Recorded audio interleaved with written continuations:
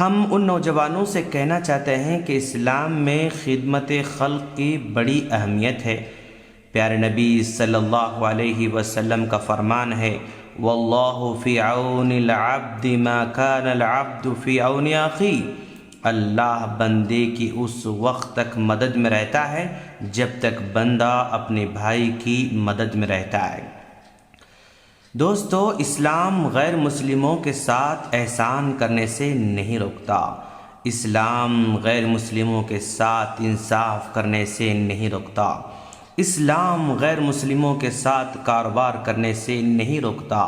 اسلام غیر مسلموں کے ساتھ حسن سلوک کرنے سے نہیں روکتا، اور اسلام غیر مسلموں کے معبود کو برا بھلا کہنے سے سخت منع کرتا ہے۔ لیکن اسلام غیر مسلموں کی عبادت گاہوں کی صفائی یا دیکھ بھال یا مرمت کی اجازت نہیں دیتا ہے، کیونکہ ان کے یہ معبود رب العالمین کے ساتھ بغاوت ہیں۔ اس بغاوت والے کام میں سمجھوتا یا تعاون نہیں ہو سکتا ہے۔ ہر مذہب کے کچھ بنیادی اصول ہوتے ہیں، ان اصولوں میں سمجھوتا نہیں ہو سکتا ہے۔ جیسے مثال کے طور پر ایک غیر مسلم وہ مسلمانوں کا عید الاضحیٰ کے موقع پر گائے ذبح کرنے میں تعاون نہیں کر سکتا ہے۔ اگر وہ اس کے معاملے میں تعاون نہ کرے تو اس کو کوئی برا نہیں سمجھتا۔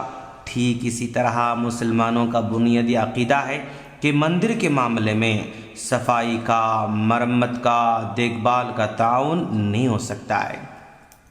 جن نوجوانوں نے صفائی کا کام کیا ہے، ہم یہ سمجھتے ہیں کہ انہیں اسلام کے ان بنیادی عقائد کا علم نہیں تھا، اس لیے ان سے غلطی ہو گئی۔ اب ہمارا کام ہے کہ ان نوجوانوں کو اس بات کی تعلیم دیں کہ خدمت خلق میں کون سی چیز ہونی چاہیے اور کون سی چیز نہیں ہونی چاہیے، کیونکہ ہماری سوسائٹی کا ایک بڑا طبقہ دین کی بنیادی باتوں سے واقف نہیں ہے۔ وہ خدمت کا جذبہ تو رکھتا ہے لیکن عقائد سے واقفیت نہیں رکھتا ہے۔ جو لوگ رفاہی کاموں میں بڑھ چڑھ کر حصہ لیتے ہیں، وہ نوجوانوں کو صرف خدمت خلق کی فضیلت ہی سے واقفیت کراتے ہیں۔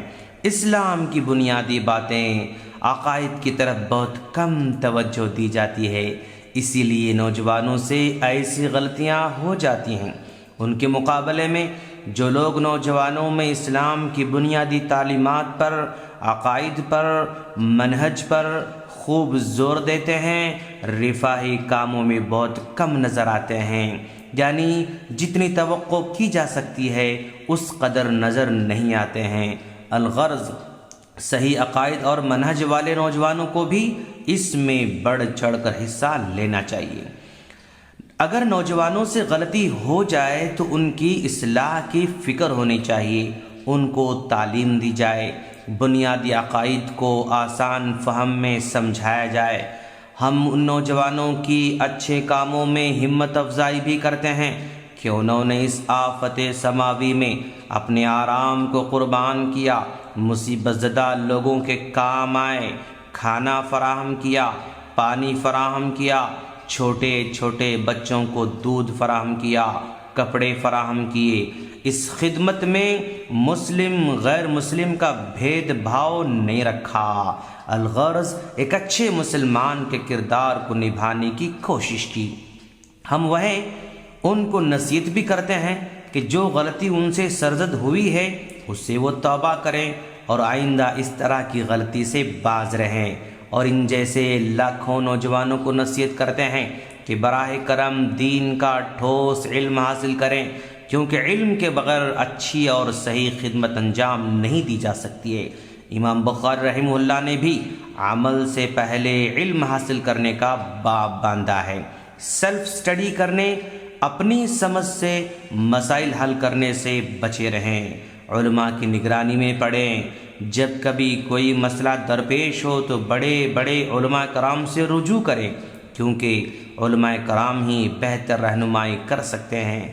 آپ جہاں رہتے ہیں وہاں ہفتے میں کم از کم ایک مرتبہ وقت نکال کر دین کی بنیادی چیزیں ضرور سیکھیں۔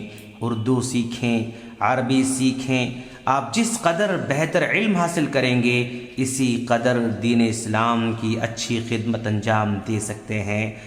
ہم سب چاہتے ہیں نیک بنے، ہم سب چاہتے ہیں اللہ ہماری دعاؤں کو قبول کرے، ہم سب چاہتے ہیں کہ جب ہم اللہ سے جو مانگے اللہ دے دے، تو ہمیں بھی پھر اللہ تعالیٰ کو پہلے راضی کرنا ہوگا۔ ارے دنیا کے اندر تو پتہ نہیں کتنی چاپلوسیاں لوگوں کو کرنا پڑتی چھوٹے چھوٹے کام نکالنے کے لیے، ہاں کتنی چاپلوسیاں کرنا پڑتی ہیں۔ اللہ تعالیٰ آپ سے چاپلوسی نہیں چاہتا، اخلاص چاہتا ہے۔ اخلاص، چاپلوسی میں کیا ہوتا ہے؟ اخلاص نہیں ہوتا ہے۔ اخلاص چاہتا ہے، اور اخلاص کے ساتھ فرض عبادت اور نفل میں اضافہ کرو، اللہ تعالیٰ ہم کو دیں گا یاد رکھیے۔ سبسکرائب کیجئے ہمارے چینل اور دبائیے بیل کا آئیکن تاکہ آپ کو ریگولر نوٹیفیکیشن اپڈیٹس مل سکے۔